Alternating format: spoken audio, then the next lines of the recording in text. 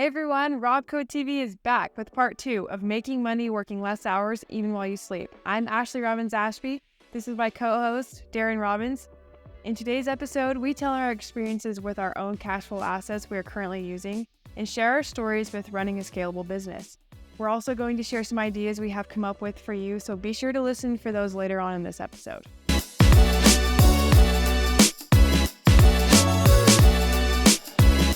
So I've mentioned before that I own a storage business, and it's fairly new. And anytime I mention that I have a storage business, I have people say, "I've always wanted to start a storage business." It sounds like such a great idea, and it is a great idea. But the barrier to entry is difficult. It's tough to find the right property. Which in another video, you'll want to know how we found our property, because we bought an 11-acre lot on a main road, and Really good spot. just a perfect spot. Tons of cars pass by it every day. It wasn't even for sale. It wasn't even for sale. It wasn't listed on the MLS or anything. We bought it for $50,000. That's just like, when I tell people that, they just can't believe it. So you mentioned also that you like to take smaller risks, and this storage unit facility and buying something that wasn't even for sale, you have to put yourself out there, and that was also a risk in itself. What were the emotions and thoughts going through your head when you were orchestrating all this and planning it all out, so that the rest of us can kind of get an idea for what we're up against when we start that? Yeah. So I had this idea in my mind for years, right? And I talked to a lot of different people about it. Hey, I want to start storage business, and we would get in that conversation. And because I had a vision for that business, right? I knew that if I could start this storage business, be an entrepreneur, either save up a bunch of money for retirement and then hope that it's enough, or you have these cash flowing assets that continue into your retirement, right? You step away from the business, but you're making money off of these. I saw storage as an opportunity to do that. And so I finally was just like, when am I going to make this happen? When is it going to happen? It hasn't happened. I'm no closer today than I was 5 years ago. I have to make this happen. And so I started looking into the costs of storage. And it was, if you just go price out a storage facility, it's millions of dollars. I don't have millions of dollars, at least not in cash. And so I just was trying to figure out how I was going to own a storage business. And so I talked with a friend that he had similar interests, and so we decided to pool our money and just start looking for a property, because that's really one of the toughest things to a storage business, is finding the right property, making sure that it's zoned correctly, and being able to even make it work, right? And so I teamed up with him. He had a bunch of cash. I had a bunch of cash. We pulled that money together. We were going to take out a $2 million loan to build this business, which I've never taken that much money out as a loan before. And so we started going through the process of getting approved for that loan. And we did get approved for it, but they wanted us to put $600,000 into a bank account that we couldn't even touch. And to me, I was like, that's too much. Why don't we just proceed with the money that we have, get started small, and grow the business from there? And so I mentioned the story of us finding the property for a crazy price. So we had the property. We knew we had talked to the county and made sure that the property was zoned correctly. And yeah, we kept looking at that $2 million and just thinking, would we be better off if we just went ahead and did that? So that was a tough decision. And what we ended up doing is we took out home equity lines of credit on our homes. And I mentioned that I had my house paid off, so I could take out quite a bit of equity. So that's actually how we came up with the money to buy the property and to move forward with building the buildings. Were you nervous at all? Did you think there's a possibility that There's always in the back of your mind, anytime you start a new business, failure, right? I'm going to put all this money into it and it's going to fail. And so we had to kind of look around at other storage facilities. I talked to other storage facility owners, and all that we got from all of them was positive. And so we both thought, how could we fail at this? As long as we do things even halfway correctly, it's not going to fail. And it hasn't been perfect, right? You still run into some. We run into huge challenges. And anytime you get into any kind of a business, you just have to expect that there's going to be unforeseen things. For instance, even buying the property, we were working directly with the property owner, and we were going to just go down to the courthouse and have the title transferred to us. As a real estate agent, that's a no-no. You never do that. And so I got a title company involved, found out that the deed was recorded incorrectly. If we had bought that, we wouldn't have even bought a property because the survey was done incorrectly. It didn't even exist the way that he wrote it up. So we had that issue that we had to work through. And then we didn't know who was going to build our building. So we just bought it and went for it. We bought the property. The first thing that we did is fence it off, smoothed it out, gravelled it, and we started renting out space for boats and RVs. That was to get some cash flow coming in. The biggest problem we had there is we did too much of it. We should have started with a small section, paved it. Once that filled up with boats and RVs, then moved to the next section and the next section, Instead, we put $100,000 into just smoothing and graveling this area, way more than we needed to. And then I was selling an excavator. This guy came to buy it. He asked us what we were doing with the property, said, "Oh, I do storage units." And we trusted him. Turns out he didn't know what he was doing at all. The subcontractors he hired did a horrible job. Many of the roofs leaked, so we had to fix that. You had to fix the wiring because a mouse had chewed through or something. Right. There was a lot of little issues like that we had to work through. So it's never going to be completely smooth and easy. But we did work through those. Right now we're on pace to be able to build our next building. And so we have 3 buildings right now. It's working. And we'll have enough cash from that business to build the next building and the next building and keep going with it.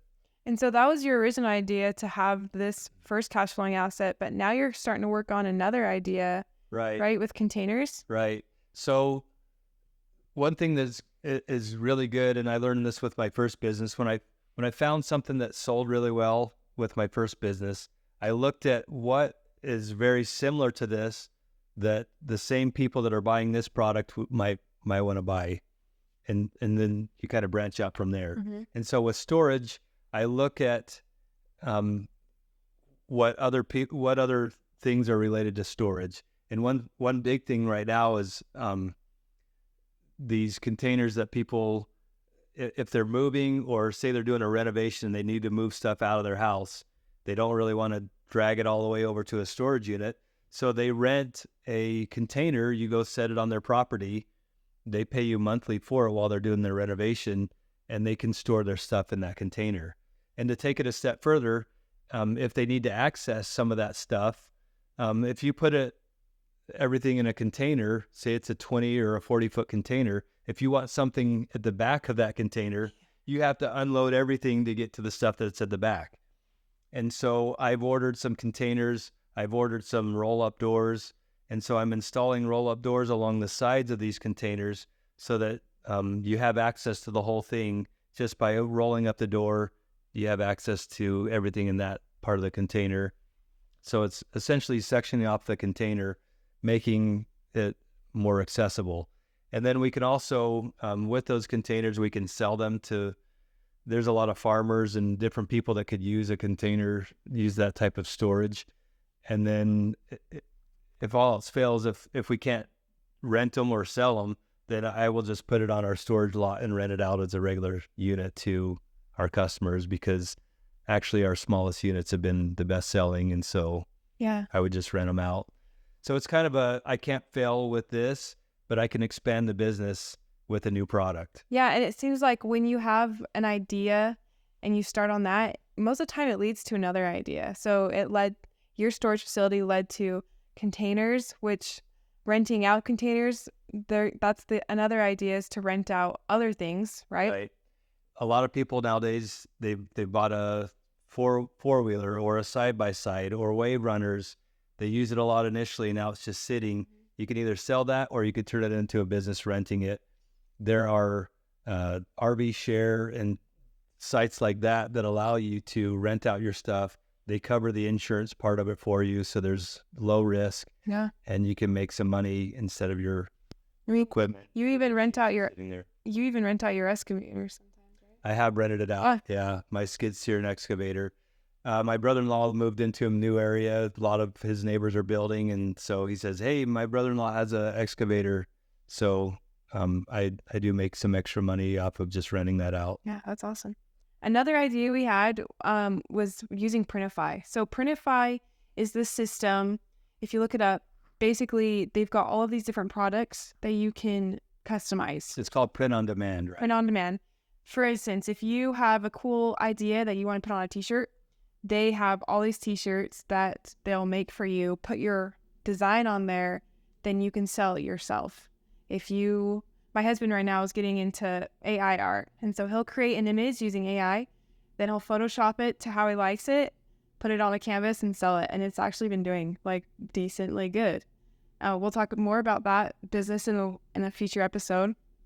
And so you can use Etsy, you can use Amazon, and that is an example of a scalable business where you put all this effort into just putting your products up, uploading them, and then you just let Printify workers make it for you and sell it. Yeah, or if you want to pay designers, right? You have Fiverr. There's different sites where you can have artists, professionals create the designs that you want, and then so you have an initial investment, but then you get it back as you start selling those. Mm-hmm.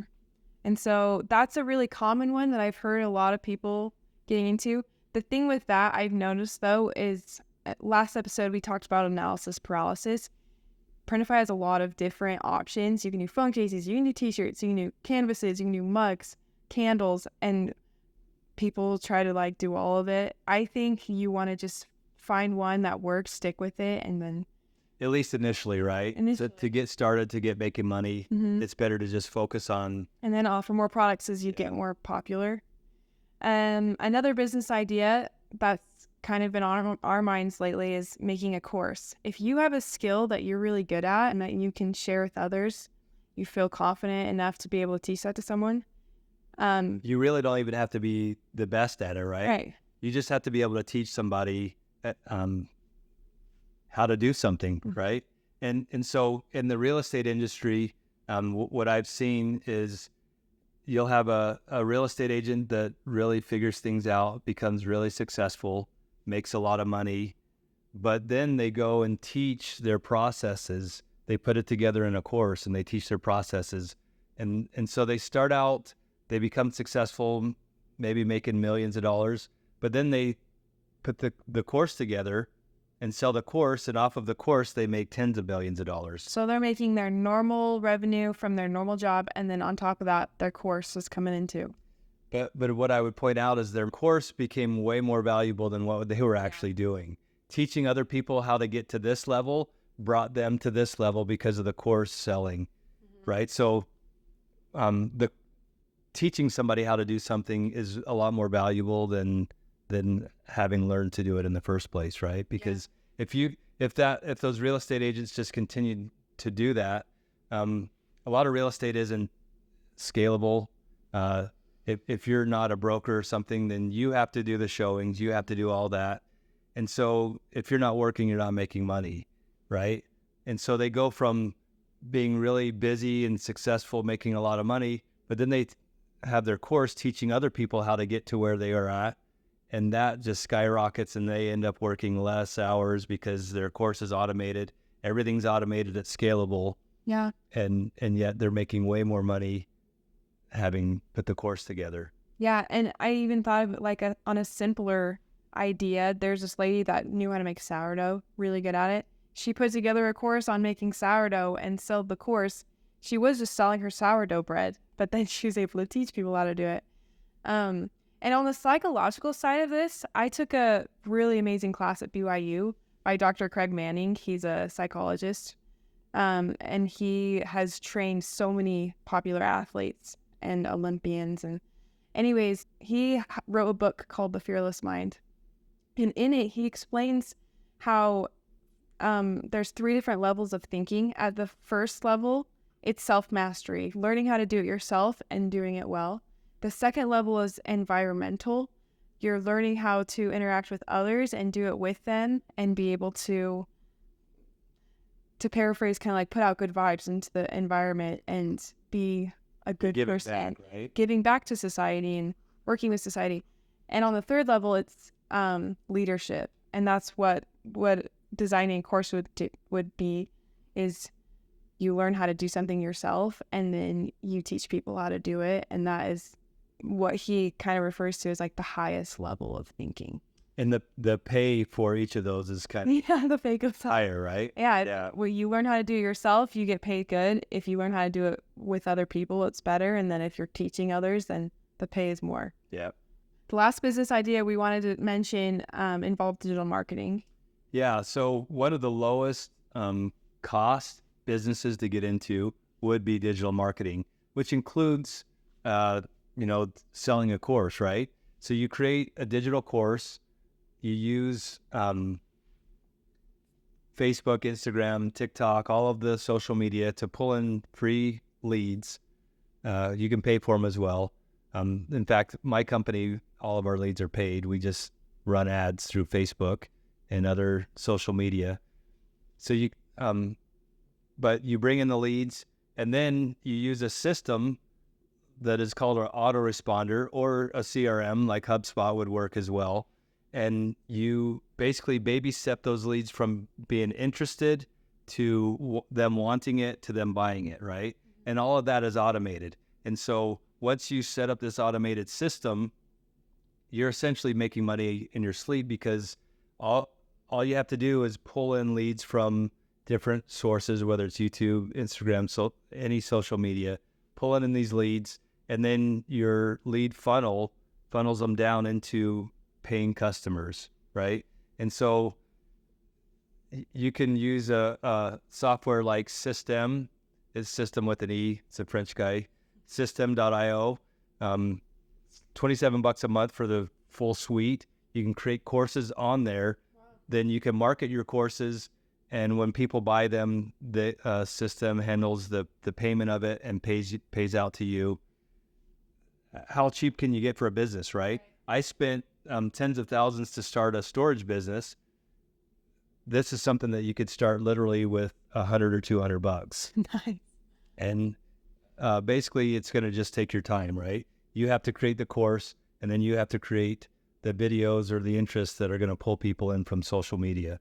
But that is a inexpensive way to start a business that over time would replace your 9-to-5.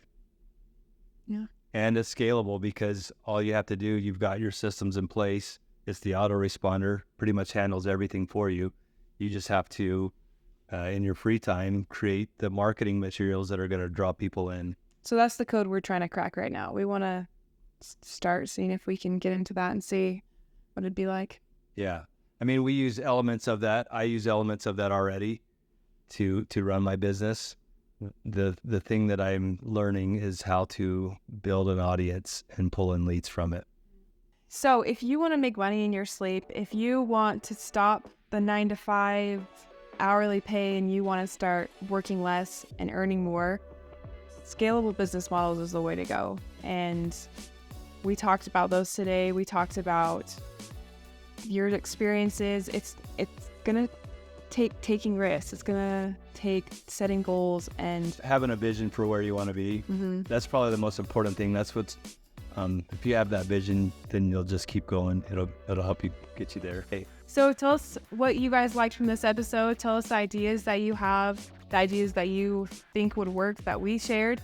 Tell us any questions that you have. Ask us what you'd like to hear in the future episodes.